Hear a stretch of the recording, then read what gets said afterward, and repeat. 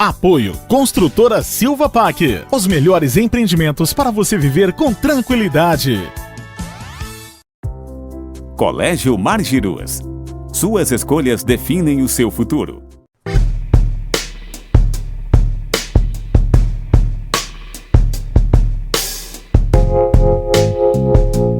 Muito boa noite você ligado aqui no Contra Fatos, o programa que sempre traz fatos, pois afinal de contas, contra fatos não há argumentos. Muito bem-vindo, lembrando que a gente está sempre ao vivo pelas redes sociais, tanto da TV Balneário Camboriú, da Balneário Camboriú TV, quanto também na nossa Aqua Telecom e também outros canais. Então, muito bem-vindos.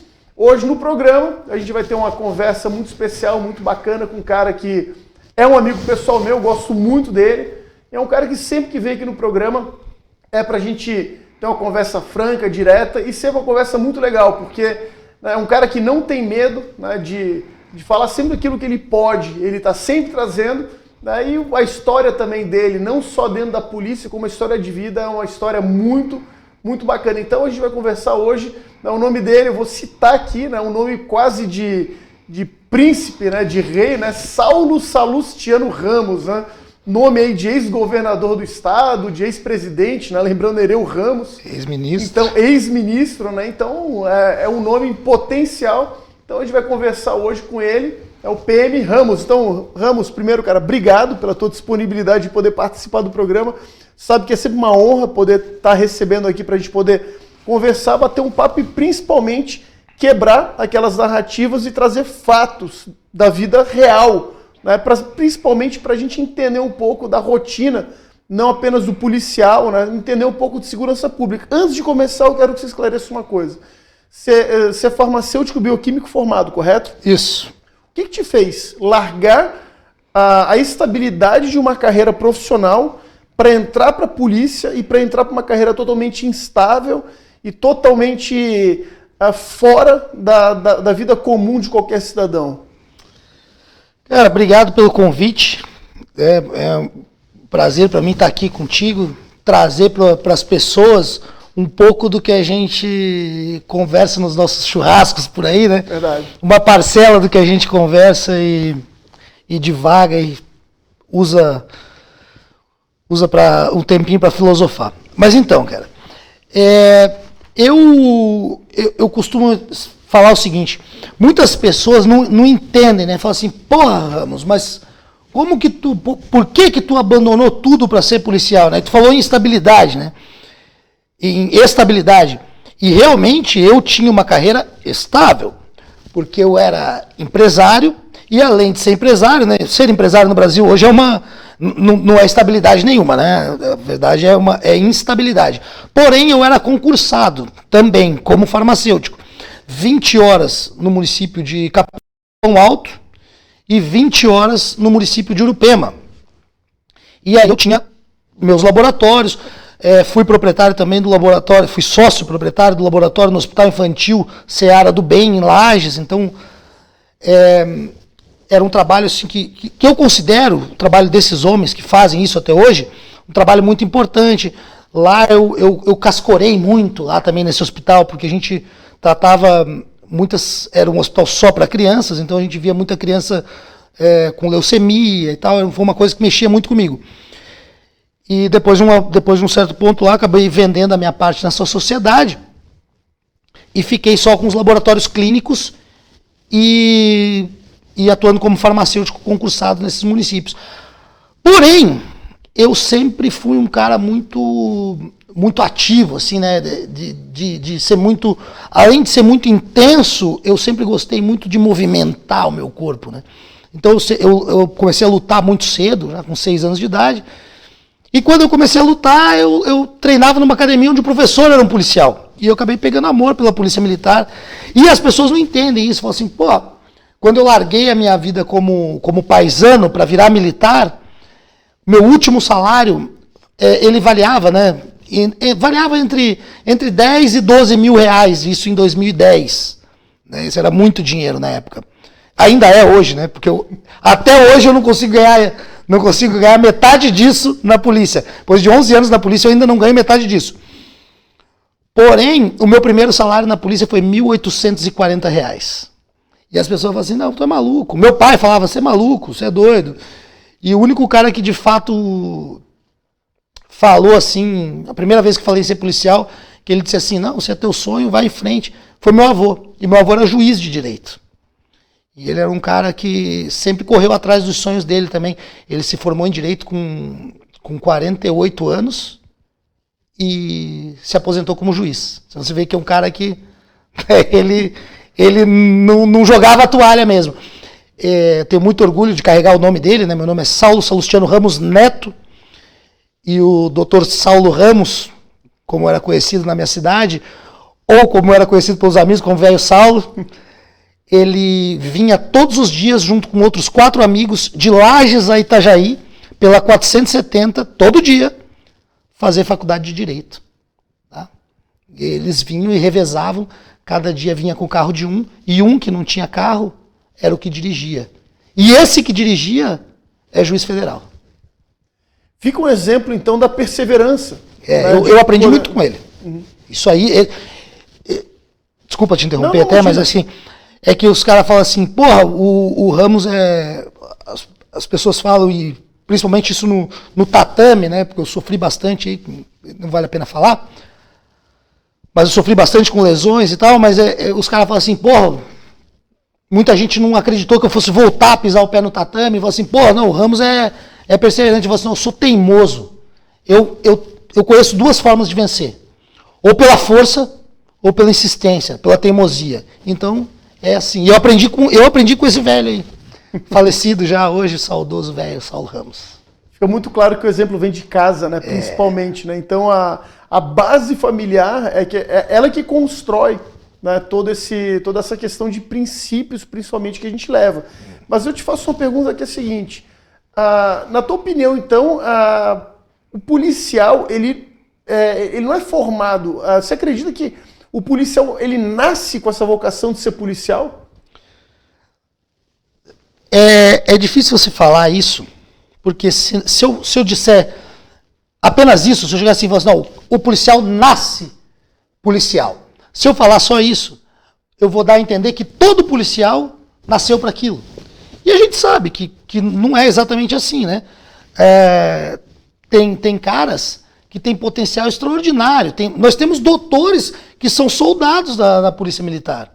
O cara com doutorado, ou fazendo mestrado e vai fazer doutorado, mas eu conheço soldados e cabos da Polícia Militar que são doutores. Então você fala assim, porra, que isso?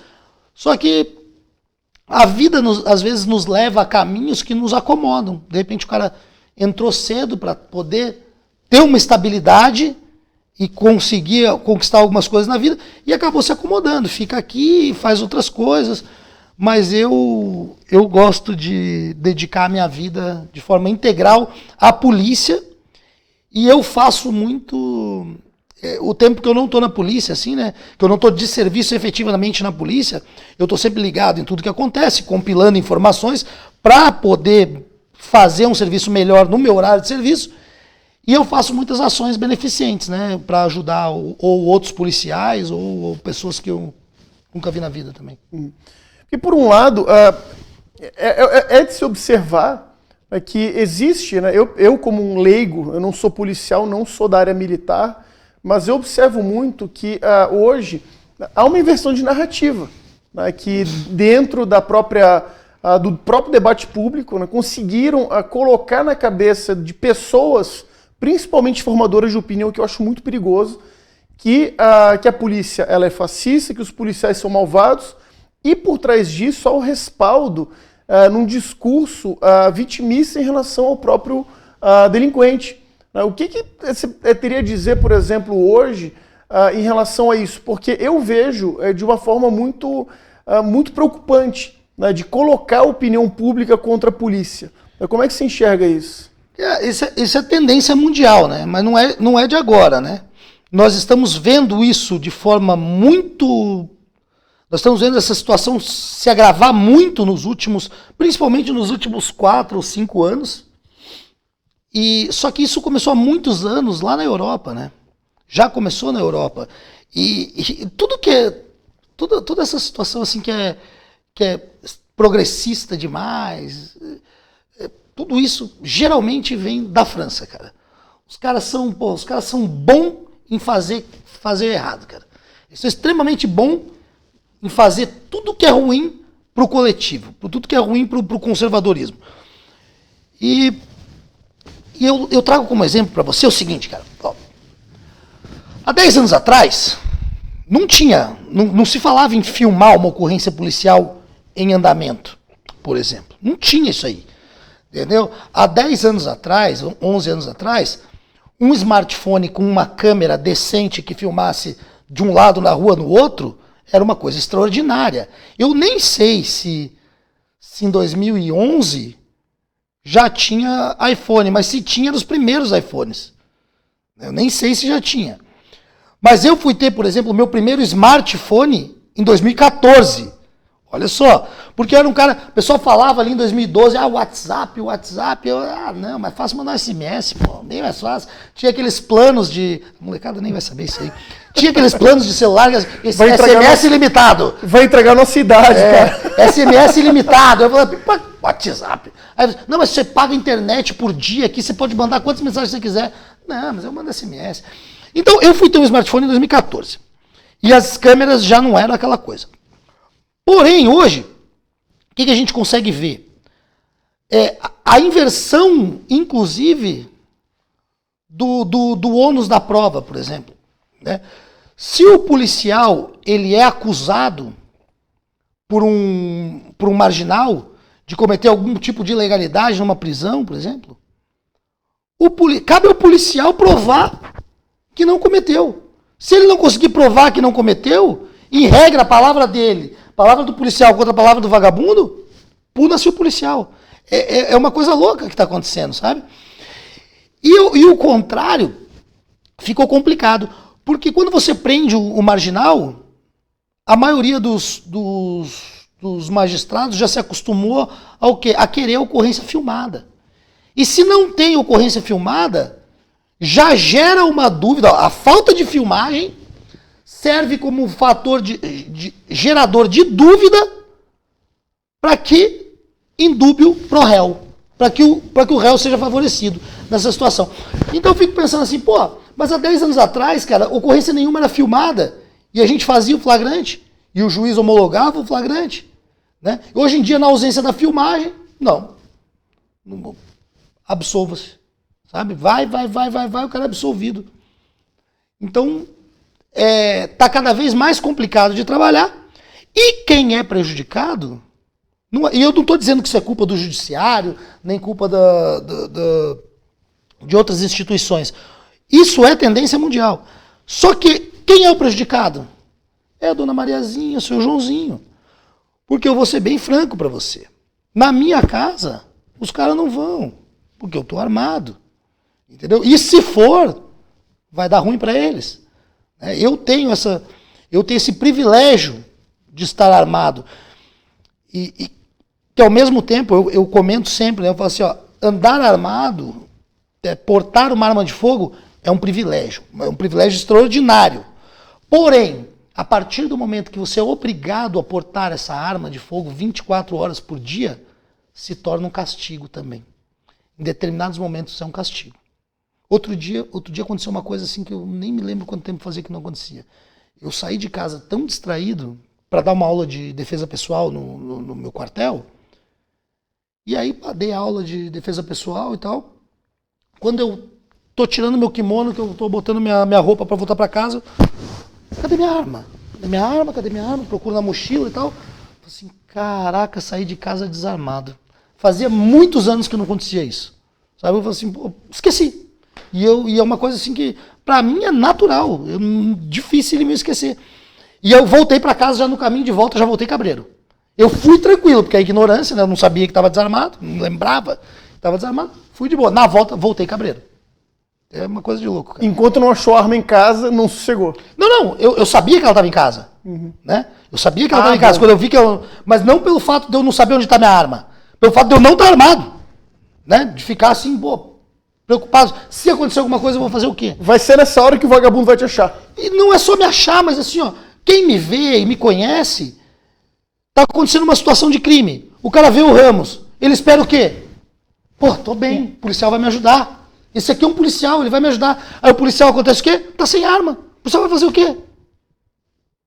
Já teve um amigo meu aqui em Balneário Camboriú, lá por volta do ano 2009, por aí, ele é policial. Naquela época era difícil ter uma arma de fogo, até pro policial, porque era caro. E o policial ganhava muito menos ainda. O policial, acho que em 2008, 2009, ganhava 900 pila. Nossa. Parece muito pouco hoje, né? E é, de fato, muito pouco, né? Menos de um salário mínimo. Na época não era tão pouco quanto é hoje, mas era um salário bem ruim. E ele viu um assalto e o cara correndo no meio da Terceira Avenida, aqui, o cara correndo com a arma na mão. E ele desce do Celtinha dele, ele tinha um Celtinha sem ar-condicionado, queixo duro daquele. Ele desce assim e ele chega, corre atrás do cara. Quando o cara cansa de correr, ele bota a mão na camisa assim e fala assim: é polícia, polícia! Mão na cabeça, deita no chão! O cara botou a mão na cabeça, deitou no chão. E ele foi lá e tirou a arma do bandido e falou assim: ah, agora você tá preso, cara. E o bandido olhou assim, porra, o policial deu um migué no cara. O policial tava com o dedo embaixo da camisa assim, ó, porque não tinha arma. Rendeu o cara com o dedo e tomou a arma do vagabundo e prendeu o vagabundo. Cara, esse cara, meu, é um artista, cara. Entendeu? É coisas que os policiais fazem para resolver um problema de segurança pública, mesmo quando você não tem o que fazer. Sabe? Não recomendo, tá, pessoal? Não, mas nesse caso, até uma questão bastante interessante, que surge também uma certa dúvida, porque eu vejo que uma boa remuneração de um policial, ela é essencial para a manutenção de qualquer ordem pública em qualquer lugar do mundo. Isso é ponto pacífico. Mas, no entanto, essa questão de armamento e tudo mais é uma coisa também que pega muito, né? Porque, por exemplo, hoje eu vejo, quando qualquer coisa que se vê, por exemplo, em relação ao Rio de Janeiro, e eu tenho família, minha família é do Rio, minha mãe e minhas irmãs moram lá, minha sobrinha mora lá, eu me preocupo muito que, por exemplo, o vagabundo, ele pode assaltar hoje com armamento muito mais letal do que o próprio policial. Nesse tipo de situação, o que garante? É o treinamento, a esperteza, ou nesse caso, como você falou, a própria malandragem do próprio policial que soube enrolar o próprio ladrão e conseguir contornar a situação que era totalmente adversa a ele?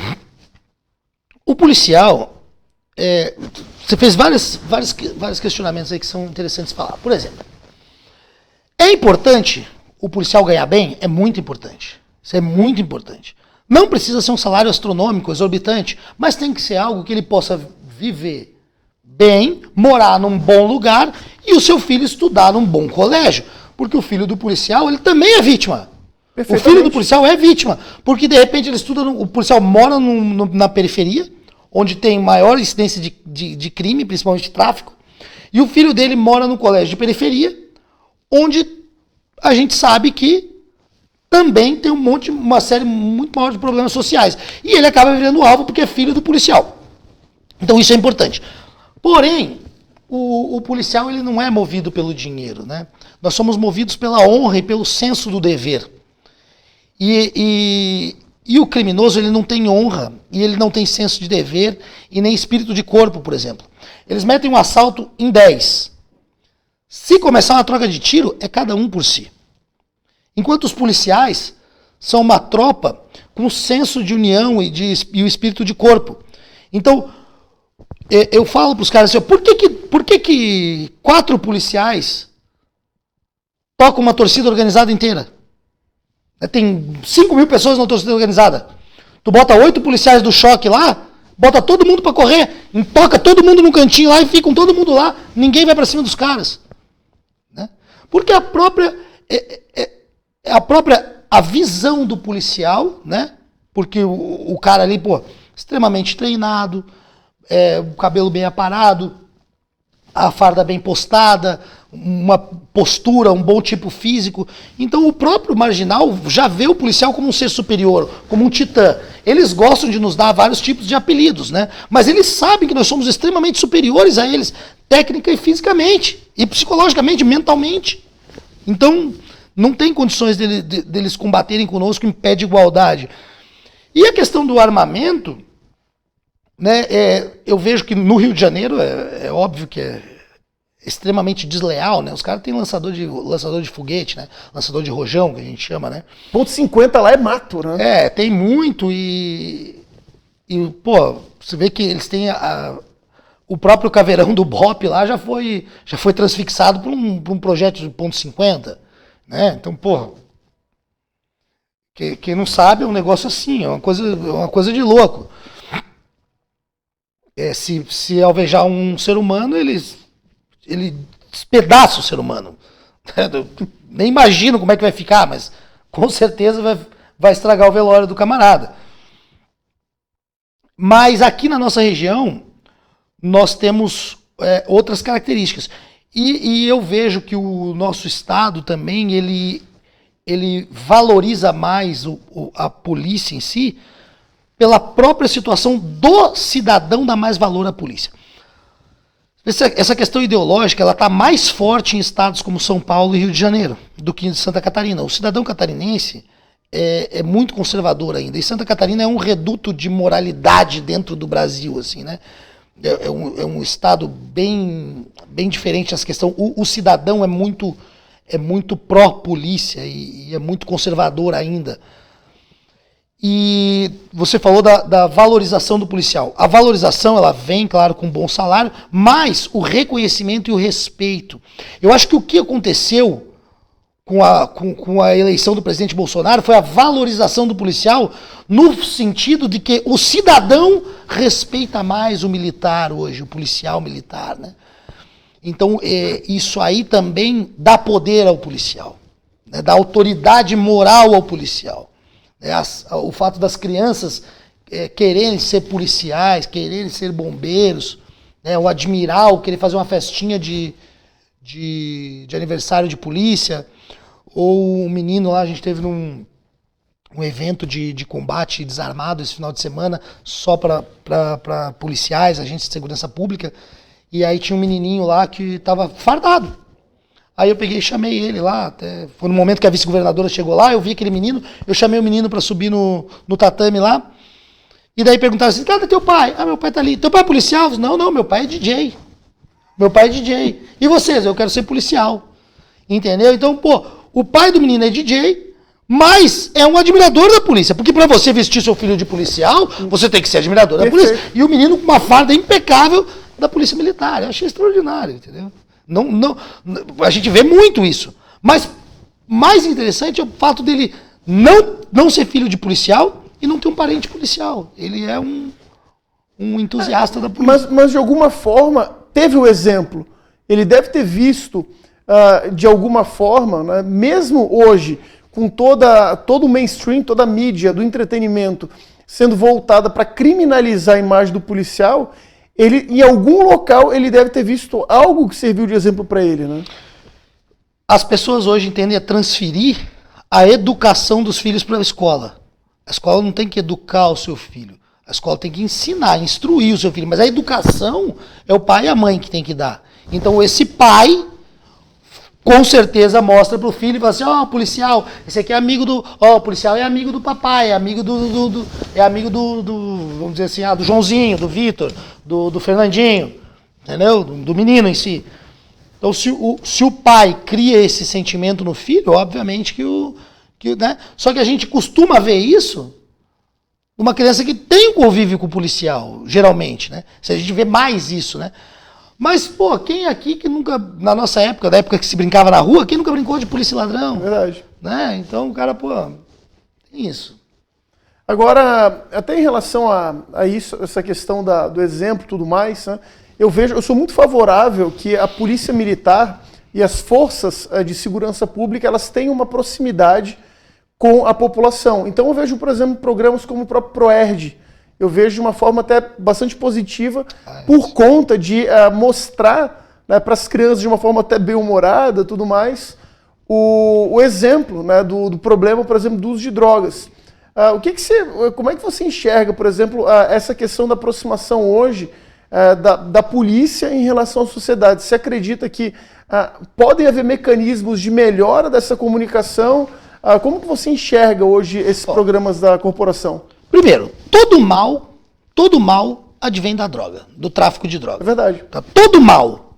O roubo, o furto, as cracolândias da vida, a casqueiragem na rua, a mendicância, né? Eu tenho um dado aqui que é fontes minha cabeça, mais ou menos, pela minha experiência, que não é pequena, como policial de rua, que é o seguinte: 90% dos moradores de rua, dos mendigos hoje, dos pedintes, são usuários de droga. 9% são dependentes de álcool. E 0,1% são pessoas, de fato, que têm algum problema mental e foram abandonadas pela família. Mas assim, mas 90% tem problema mental. Tem. Só que advindo do outro problema. Do uso de droga e álcool, do abuso de álcool e drogas. Então, o PROERD é muito importante para fazer esse primeiro contato com a criança, porque às vezes papai e mamãe têm medo de falar sobre isso.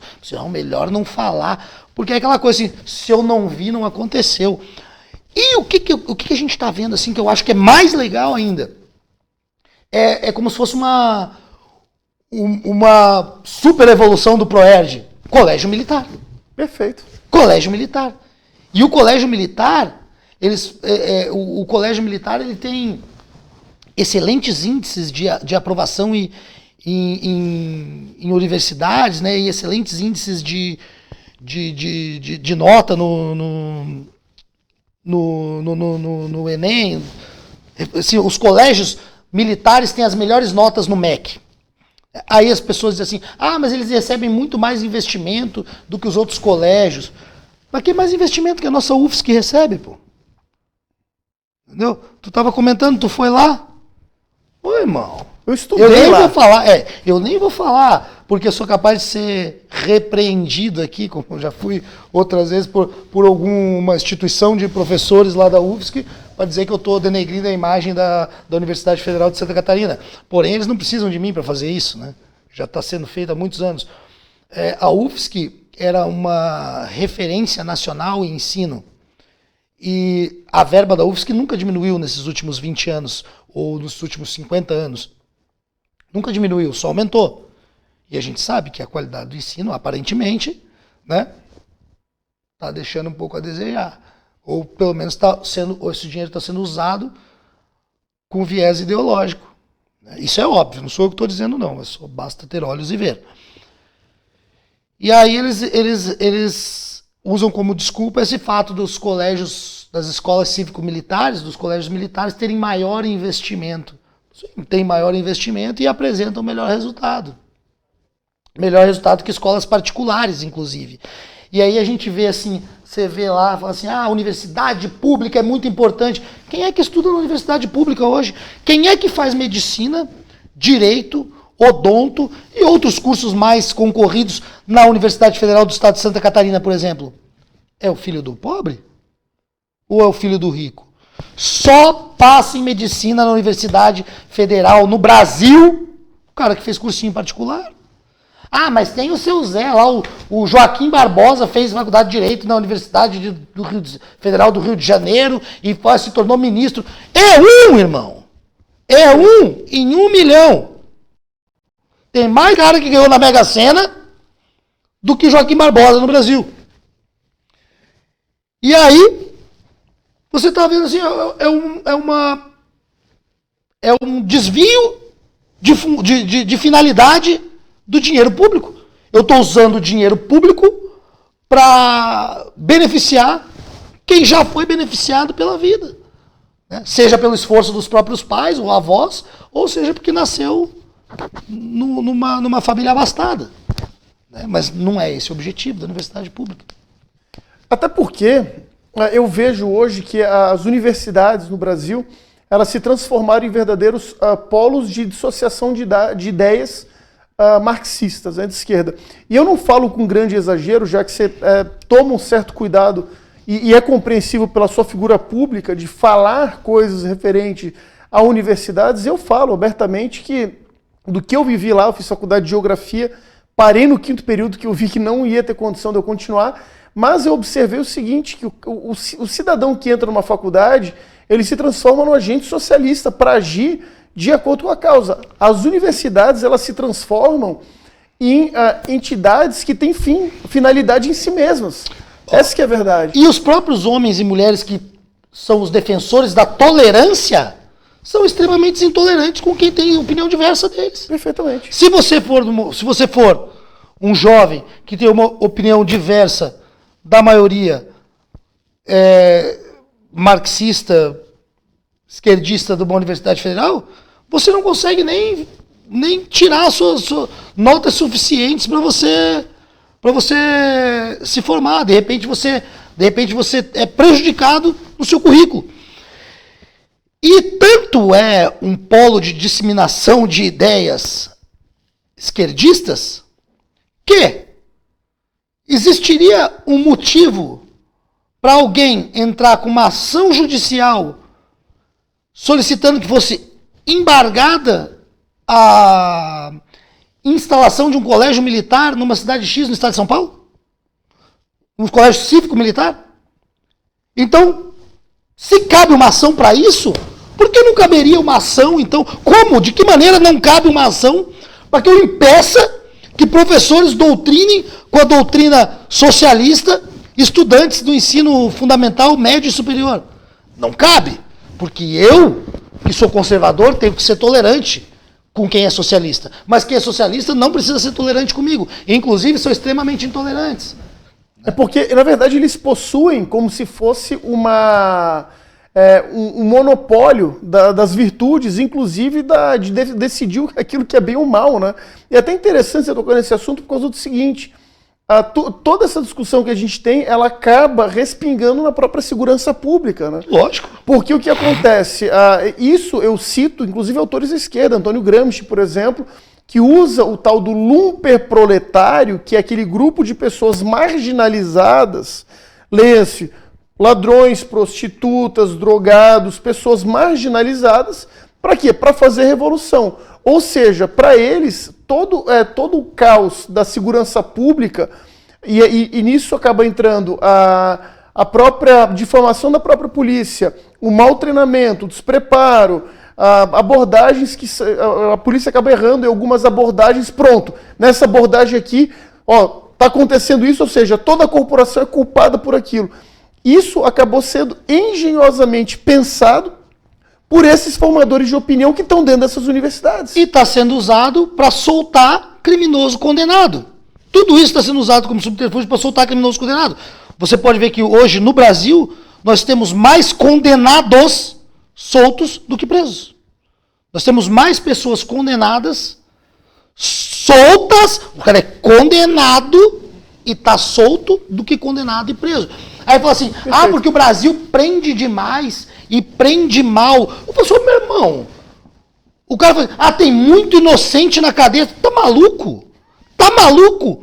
Você sendo culpado, já é difícil você ficar preso no Brasil, ainda mais sendo inocente. Ô, meu irmão, pelo amor de Deus, é impossível, tá? É impossível você ser inocente e estar preso no Brasil. Ser culpado e ficar preso já é quase impossível.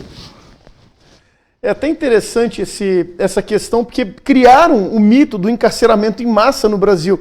Mas agora, por outro lado, eu já percebi algumas vezes isso, que os bandidos às vezes fazem questão de mostrar a própria tornozeleira. Virou um status no mundo do crime, né? Meu Deus, cara.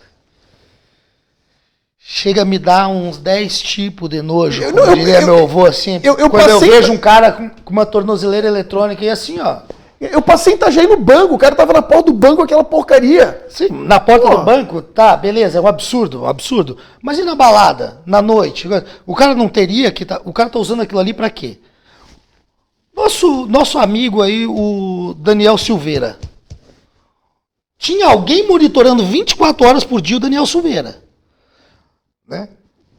Como é que não tem ninguém monitorando os outros presos que estão com tornozeleira eletrônica? Não precisa uma pessoa estar ali. Pô, um cercamento eletrônico, irmão.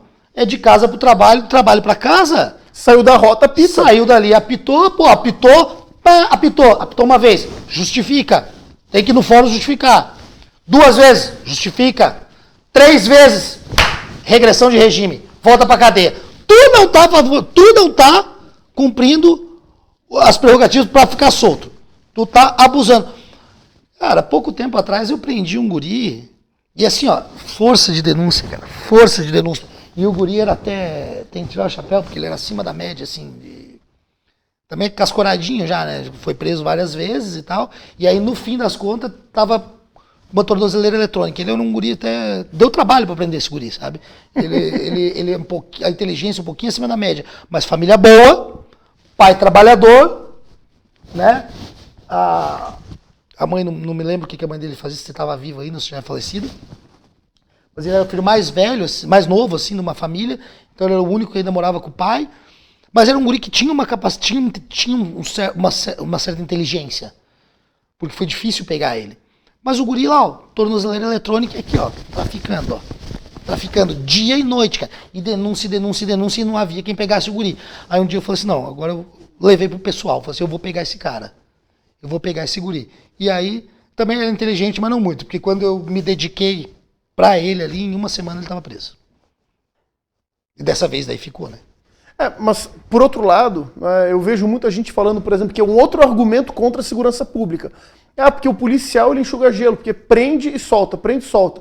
Eu vejo nisso também uma outra questão importante, porque o enxugar gelo ele também tem a sua função, que é não deixar a água empoçar. Porque se chegar um momento em que, pronto, a polícia não vai mais prender porque vai soltar de qualquer forma. Vai chegar uma hora que aí mesmo que não vai ter mais nenhum tipo de impunidade, né? Você quer ver um exemplo que vai fazer... Desculpa, de punição, de punitividade. Você quer ver um exemplo que vai fazer as pessoas entenderem bem isso?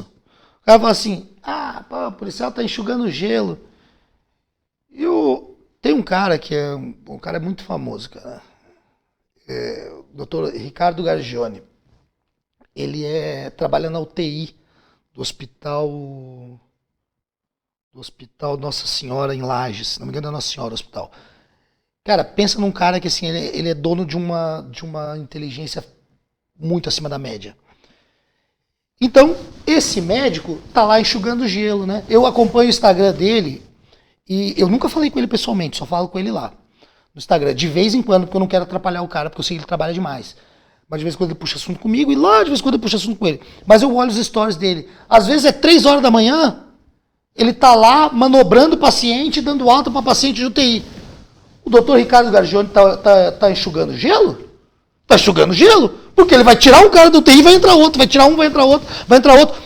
Toda vez que saiu um paciente da UTI, vai entrar outro no lugar, irmão. Entendeu? Os caras falam assim, UTIs no Brasil estão superlotadas. Estão superlotadas há 50 anos. Há 50 anos, o médico que trabalha na UTI, ele está sempre escolhendo quem vai sair, qual dos 14, 15 que ele tem ali que vai sair, que está melhorzinho para sair, para entrar o outro que está lá esperando na emergência. Esse cara está enxugando gelo. Mas por que ninguém fala isso pro doutor lá? Mas, doutor, larga a mão, está enxugando gelo. Está enxugando gelo. Pô, agora morre pouco. Morre 42 mil pessoas assassinadas por ano no Brasil. Pouco. É pouco agora. É pouco porque é 33% menos do que já morreu no governo Dilma. Chegou a 61 mil. Assassinadas. Então, se a gente não continuar fazendo esse trabalho, quem é que vai fazer? É um trabalho de merda? Tem que fazer. E aí isso fala muito mais sobre mim do que sobre o outro. Você, mas o policial prende e a instituição X ou a instituição Y solta. Mas isso aí é ele. Eu sou eu. Eu estou fazendo o meu. O meu está bem feito. O meu está bem feito. Beleza, eu sou reconhecido pelo meu. Agora, por um lado, né, como se citou dos números, né, da queda de mortes violentas, isso muito se atribui, né, ao decreto do presidente Jair Bolsonaro, que facilitou a posse e porte de arma, né, para o cidadão comum. Dentro disso, criou-se aí uma categoria que já existia, mas agora ficou muito mais em voga, que é o tal do CAC, né, o colecionador de arma e caçador. Por outro lado, eu vejo que muitos desses CACs, eles cometem erros por justamente agora que eu tenho a posse ou a porte de uma arma, agora eu virei um agente de segurança pública. Quais são os maiores erros que esses CACs hoje cometem, que inclusive comprometem a atuação dos demais? Olha só. primeiro, né? Qual que é a prerrogativa para eu ser um CAC? Tenho que ter bons antecedentes criminais, certo? Então, se eu me orgulho de ser um cara honesto, eu não posso usar da minha prerrogativa de ser CAC para ser desonesto, pô. Entendeu? Para fazer uma malandragem, pô, briguei no trânsito, puxar arma pro cara. Eu achei que ele ia me bater, eu puxei a arma para ele. Não, eu não posso fazer isso. Mas tudo bem, tem o bom e tem o mal, em toda categoria, em toda profissão tem o bom e tem o mal. Porém é o seguinte, as pessoas estão atribuindo muito, e assim, todo mundo que me conhece sabe, eu dou palestra em clube de tiro, dou curso de tiro, faço várias ações pro bono em clubes de tiro para instruir os atiradores esportivos, sou a favor do porte de arma de forma que esse porte seja feito de forma que se tenha critérios técnicos objetivos para a aquisição do porte e não subjetivos, porque hoje é um poder estritamente discricionário do delegado da Polícia Federal, então fica, tem que comprovar a efetiva necessidade, mas o que é a efetiva necessidade? Que fique no papel, tal coisa, tal coisa, tal coisa é a efetiva necessidade, e aí o delegado comprovou, porte para ele, que seja assim. E não assim, o cara faz uma justificativa de 10 páginas. Tu acha que o delegado lê? Fala assim, não vou dar. Ele lê o final lá, a conclusão. Não. Ou um estagiário lê, ou um agente administrativo da polícia lê, e fala não, e não, e não, e não. E porque ele pode fazer isso e não precisa justificar nada. Fala assim, eu acho que não é efetiva necessidade. E acabou. Mas aí as pessoas, um outro erro comum, tá? Um erro da ideia comum. E eu sou muito justo quando eu traço os meus pensamentos, assim, minhas filosofias. A queda de número de homicídios não tem absolutamente nada a ver com o aumento da venda de armas para o cidadão de bem. Absolutamente nada. 0%. 0%. Tá? E o cara que é CAC e sai dando uma de justiceiro ou super tira por aí, ele tá causando um problema pro cara que é o CAC que quer ter o seu direito à legítima defesa. Tá? Ele tá causando um problema, porque ele vai ser usado como mau exemplo pela esquerda lá no Jornal Nacional, aquele jornalzinho bem meia tigela. A que se deve a queda de homicídios no Brasil? A que se deve? O Ramos vai falar uma coisa agora aqui que talvez ninguém tenha falado, mas que eu falo há bastante tempo. A queda do número de homicídios se deu após a eleição do presidente Bolsonaro devido a um pensamento coletivo comum de empoderamento das polícias. Depois que o Bolsonaro se elegeu, você vê as pessoas aplaudindo a polícia na rua. Então esse empoderamento das polícias causou uma sensação de medo no crime. Que falou assim, agora o Bolsonaro se elegeu, os policiais têm licença para matar bandido. Eles acreditam nisso, acreditaram nisso durante um certo tempo. Né? E aí eles recuaram, porque eles estão com medo mesmo da polícia. E as polícias foram, sim, empoderadas pelo governo Bolsonaro, mas não na forma do presidente apenas, mas dessa identidade que o presidente tem com a polícia e nesse apelo popular que ele tem de trazer uma multidão que já existia no Brasil, mas se ficou calada por muitos anos, para o lado da polícia. Então tudo isso, o cidadão comum, em vez de agora, quando vê o policial prendendo o vagabundo e tendo que usar de força para prender o marginal, ele não fica todo mundo contra o policial. A maioria das pessoas é a favor do policial. E o policial se sente mais amparado para fazer o seu trabalho. Não tem nada a ver com o aumento do número de armas. Não tem. Mas pode reclamar, tá? Pode reclamar, pode falar o que quiser, mas quem tiver um pouquinho mais de cabeça e pensar isso aí mais a fundo, vai ver que eu tô falando a verdade. Daqui a pouco tá o pessoal no chat falando algumas coisas. Não tem problema. Pode falar. Mas por outro lado, eu vejo que a questão do armamento na mão da população civil pode ter reduzido alguns crimes, invasão à propriedade. Por exemplo, eu vejo, aí é uma questão que eu acho que você há de concordar comigo, principalmente em zonas rurais. Mas o que nós não temos mais é o financiamento público desses caras. Esses caras faziam tudo isso porque eles tinham financiamento público. Só o fato de não ter financiamento público, você não tem como deslocar os caras. Entendeu? Você não tem como ficar deslocando essas massas de sem terra e esses movimentos, né, o MTST, MST, e agora tem mais um movimento não sei do que lá em São Paulo. De vez em quando tá surgindo algum movimento desse. Você não tem mais como fazer esses... Você não tendo mais o financiamento desses entes pela máquina pública e nem o respaldo deles pela máquina pública, eles mesmos se sentem acuados. Eles faziam o que queriam porque eles tinham o respaldo da máquina pública. E veja bem, você viu que o vereador ali de Curitiba foi cassado, aquele que invadiu a igreja. Porque ele estava vivendo num tempo passado. Ele falou assim, agora eu vou arrebentar, porque a esquerda perdeu a coragem, eu sou macho. Eu sou esquerdista macho. Vou bancar aqui, ó. Foi lá, se ferrou. Perdeu. Tá chorando lá, dizendo que tá sendo perseguido porque é isso, porque é aquilo. Né? Mas o que aconteceu foi que o cidadão de bem, de direita, que tinha já tinha toda essa identidade, porém não se pronunciava, porque falava assim, discutir com o esquerdista, meu Deus, cara, é a mesma coisa que jogar xadrez com pombo. Né? Então não vale a pena. Não vale a pena discutir com esse cara que é ignorante, é burro e tal. Vamos ficar na nossa aqui, deixa ele falar. Só que a gente fez isso tanto tempo que os caras tomaram conta da narrativa.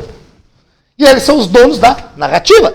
Quando teve o governo militar, quando o Brasil foi governado pelo regime militar, o regime militar não se ocupou de fazer, isso aí o Olavo dizia, a contracultura. Isso aí é coisa do Olavo. Eu vi ele dizer e aprendi isso aí e entendi que isso aí foi muito bom. Foi o maior erro do governo militar. Não combateu com contracultura o socialismo. Né? Só fez o quê? Censura. Isso pode, isso não pode. Aí, mas para não dar muito, assim, ó, deixa falar. Só vão falar mesmo? Só vão falar. E foram ganhando todo mundo. É a estratégia do Golbery do Couto e Silva, da estratégia da panela de pressão. Cercaram por todos os lados, mas deixaram eles livres num ponto. Cara, deixaram no ponto crucial, na cultura.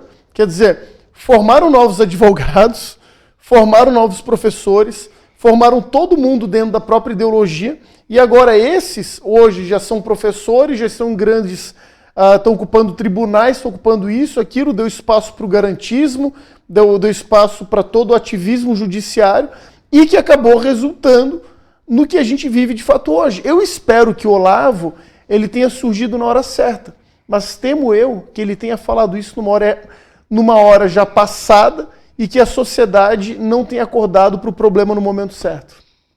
É que assim, ó, a sociedade, ela quer uma revolução, né? Todo mundo fala assim, uma senhora ficou chateada comigo, uma senhora já uma certa idade. Outro dia eu estava na reunião com um deputado e ela ficou chateada comigo porque ela falou assim, se o Bolsonaro perder, o exército vai pra rua, tenho certeza. O exército vai pra rua e vai derrubar o Lula e vai acabar com isso aí tudo. Isso aí tá tudo certo já, o exército vai defender a gente. Qual que eu pensava? Eu falei assim, minha senhora, a senhora percebeu qual é o pensamento da senhora e dos demais aqui? Todos querem uma revolução para a direita, todos querem uma revolta cultural voltada para o conservadorismo, porém, ninguém quer combater. Eu quero que aconteça, mas eu quero que o Bruno lute por mim. É a terceirização da culpa. Né? E a terceirização do combate, né? Porque eu quero que você dê um jeito. Eu te apoio com a minha palavra, mas assim, sair de casa dá muito ruim, né? Não, eu penduro uma bandeira do Brasil na minha janela, mas sair não. Eu falei assim, minha senhora, esquece. Falei, até dentro do exército, os mais altos cargos das Forças Armadas hoje foram caras que foram colocados pelo PT lá. O Bolsonaro está só 3 anos e meio ali. Os caras ficaram, né, se somar o governo do Fernando Henrique, que é PT também, né? Não é PT, é PT sim. É PT sim, é PT sim. É PT, o Fernando Henrique é do PT. E se somar esse governo aí, os caras estão desde Sempre. Desde a redemocratização, né? Desde 90 e... Desde 85, cara. Sim.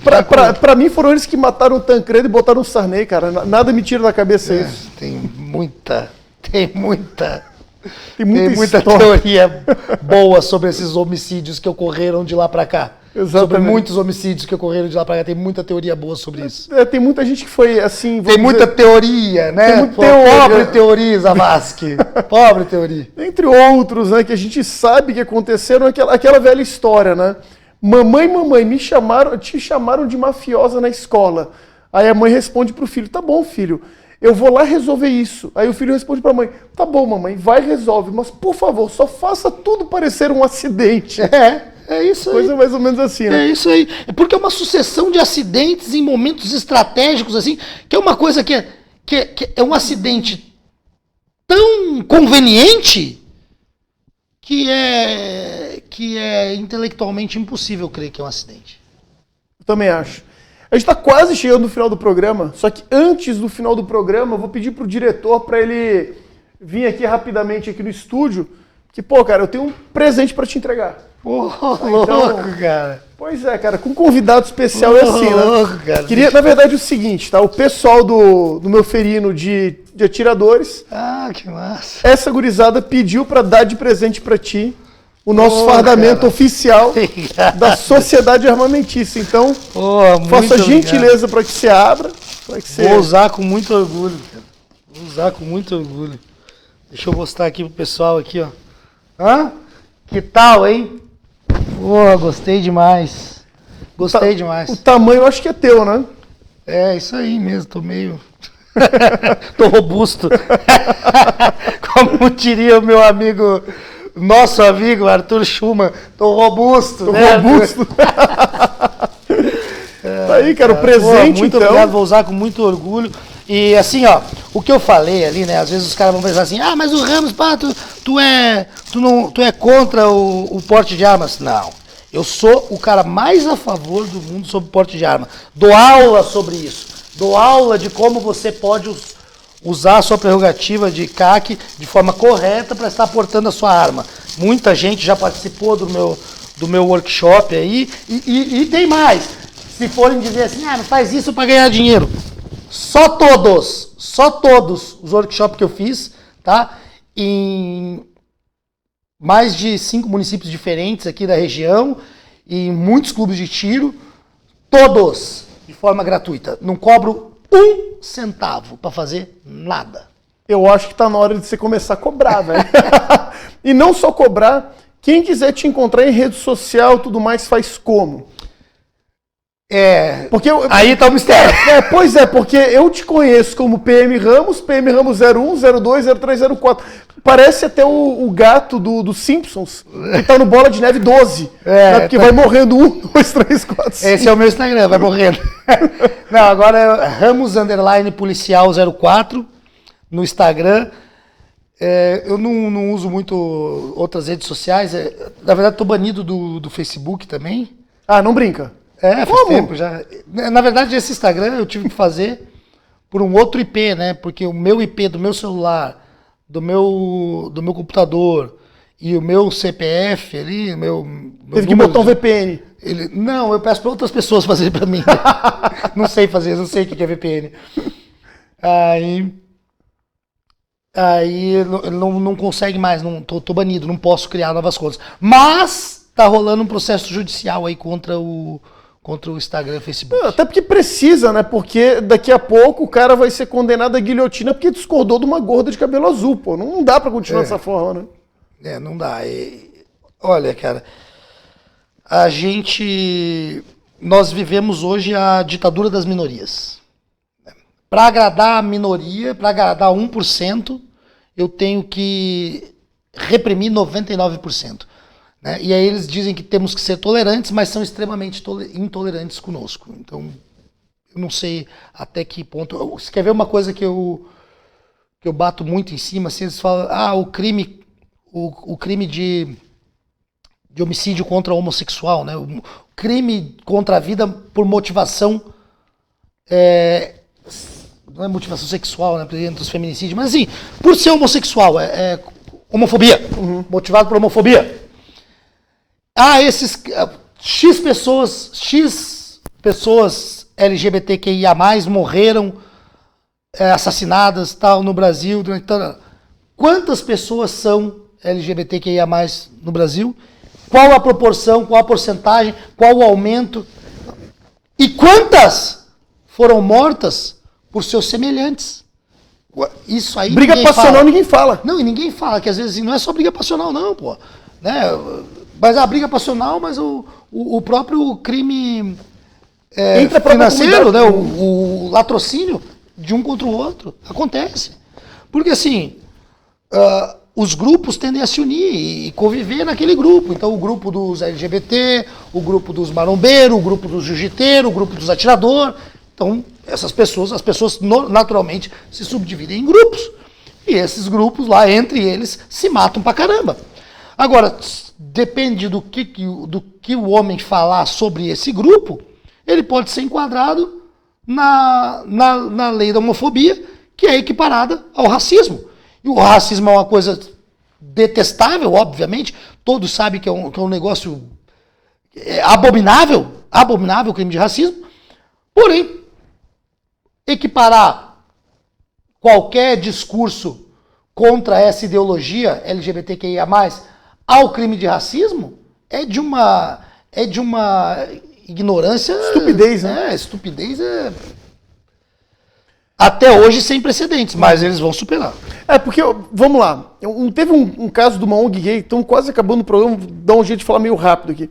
Uma ONG gay da Bahia que colocou, naquela época dos 60 mil homicídios ano, um dado alarmante. Morrem no Brasil 360 homossexuais por ano, vítimas de assassinato. Peraí, dá menos do que um por dia. Ou seja, se você comparar os 60 mil por ano, 360 por ano, é mais seguro o cara ser homossexual do que não ser, porque tá morrendo mais gente do outro lado. O medo de andar de avião, né? É o medo de andar de avião. O avião é extremamente seguro, mas eu tenho medo de andar de avião. Então, ser LGBTQIA+ é extremamente seguro, mas os caras têm medo, porque eles botaram na cabeça que não é seguro, mas que é seguro, pô. Exato. E olha aqui, ó, cara, você vê aqui na nossa cidade, pô, o pessoal anda pra lá e pra cá e tal, e ninguém nem dá bola, pô. Ninguém dá bola, entendeu? É natural, é normal. Né? Eu tenho a minha opinião, né? Na minha casa não acho correto. Na minha casa eu escolho o que passa na TV, eu escolho o que toca no alto-falante, e na minha casa não toca essas coisas, não toca Anitta, não toca Pablo Vittar, não toca Ludmilla, não passa podcast daquela advogada do MC Kevin lá, a mulher do MC Kevin, não, entendeu? Esse tipo de idiotice na minha casa não. Mas se o cara da casa dele lá, ele quer ser idiota, o problema é dele. Exatamente. Temos 1 minuto e meio para encerrar o programa. Cara, esse espaço é teu, tu pode falar o que você quiser. Cara na câmera e manda ver. Quero agradecer meu amigo pela oportunidade. Pedir desculpa para os senhores se eu ofendi alguém. E dizer para os senhores que se eu lhes ofendi, é exatamente o momento dos senhores começarem a repensar a sua vida e consultar um endocrinologista, vai lá e analisa o seu nível de testosterona, porque provavelmente está muito baixo, o senhor precisa tomar um suplemento de testosterona aí, tá? E eu também não tô nem aí. Valeu? Eu pensei, cara, vai ser hoje que eu vou ver o Ramos pedindo desculpa pelo que ele falou, não foi, né? Quase! Surpreendeu 0 pessoas. Pô, bateu na trave, mas não foi, velho. Irmão, obrigado, tá? Pô, eu que agradeço, cara, de verdade. Sabe que tu é sempre muito bem-vindo aqui. Eu venho com E gosto. sempre que quiser, por favor, sinta-se à vontade. E pra você que obrigado nos pelo assistiu, presente, hein? cara, que isso, velho. Pô, de coração, fico muito feliz que você tenha gostado mesmo, viu? Valeu, vou guardar com muito carinho e vou usar. Maravilha. E pra você que nos assistiu, então, meu muito obrigado. O programa hoje foi excelente, né? O convidado aí ajudou muito. E semana que vem teremos outro Contra Fatos, então. Espero vocês, então, na sexta-feira que vem. Forte abraço. Fique com Deus. Excelente final de semana. Valeu!